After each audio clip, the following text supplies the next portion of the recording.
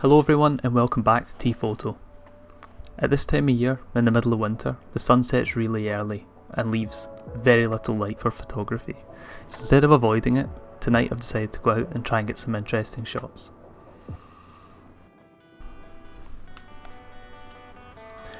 And tonight, of course, we're shooting black and white, my favourite type of photo to shoot. Something, however, that I've never shot in this low level of light. I think it's going to be a huge challenge to hit things like focus.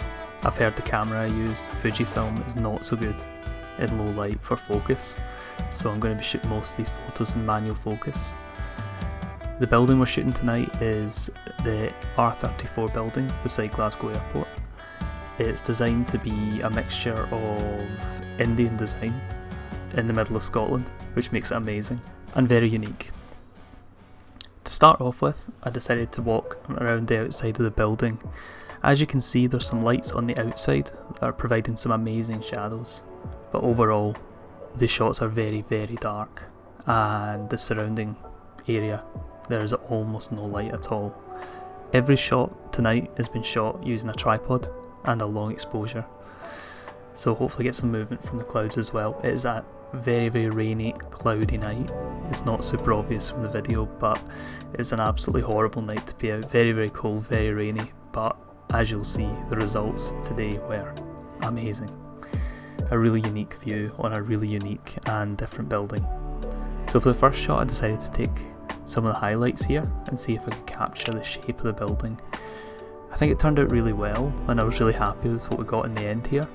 It's definitely on low key with a lot of negative space, but it's an interesting effect, and I'm glad I gave it a try and took a risk.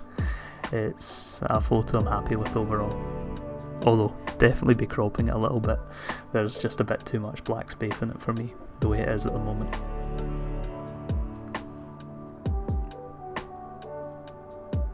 For the next shot, I decided to go a little bit closer. You can see just how unique this building is here. These shots are between 10 and 30 second exposures, and as you can see, we've got something really unique here. The movement in the clouds and the unique building with the differences in light and texture make this something I'm really proud of. It's the kind of photo that could be anywhere in the world. It doesn't need to be in Glasgow, it could be anywhere. It's a mystery where this photo was taken, and it's really cool that it was taken just 15 minutes away from where I live. The edit is very simple as well. I decided just to let the building speak for itself overall. For the next one, I decided to walk around the building towards some of the lights and see if the other side was lit.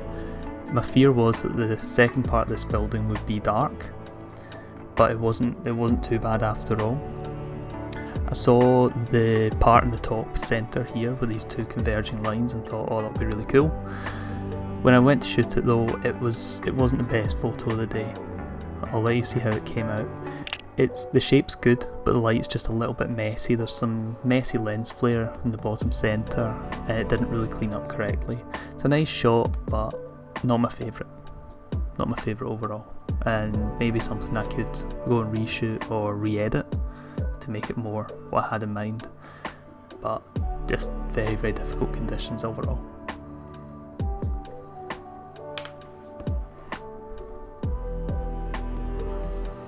Okay, for the next one, I decided to walk even further around the building.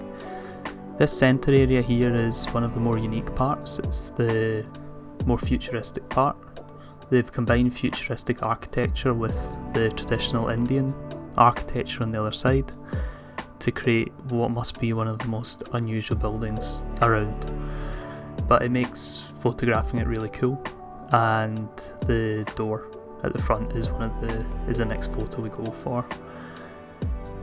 So here you've got the composition here, and I decided to shoot this one and then ended up cropping quite a lot of it out. I decided that I wanted just the roof section, and this is what we got. I decided to make it dark and gloomy, or moody, as a lot of photographers call it. I'm very happy with it. It edited nicely, and definitely these shots suit black and white. In real life, the building's a light shade of blue with silver and some black sections as well, so there's not a whole lot of colour in it, Once again, very unique, but not a lot of colour, so definitely it makes more sense as a black and white. For the next shot I decided to go for something a bit more abstract and a bit more close up. This is the Indian part of the building, the more traditional part, and I decided to shoot these 3 windows in a line. It's not too obvious through the viewfinder of the camera here, but afterwards you can see what I was going for. I'm pretty happy with this. It's not really one of my best shots, it's certainly not the shot of the day, but it was worth a try and it's something interesting, something a bit more abstract. And for the last shot of the night, before I freeze, I decided to shoot the other side of the building. You can see on the left here one of the first photos. All of these photos were shot with long exposures, and instead of using a cable release, I just used the self-timer instead. It's much easier and it saves me losing it. So overall, out of the photos, here is today's runner-up. This is my second favourite. I love the light, the shape, the texture, and overall how well it turned out. In the future I would edit out the wee car on the left. That needs to go, but aside from that, it's a shot I'm really happy with. And the best shot of the day, in my opinion, feel free in the comments to tell me what you think, is definitely this one. I think the difference in angles and shape, as well as the colours and textures, well, the lack of colour and texture instead of colour, is particularly interesting. Once again, it was a miracle that I got anything. It was a 30-second exposure on a tripod on a very, very windy night. So to get anything sharp without shooting 10-15 attempts was pretty good. I'm pretty happy with that. I definitely got a little bit lucky on that one. Thank you so much for joining me, and we'll have more episodes soon.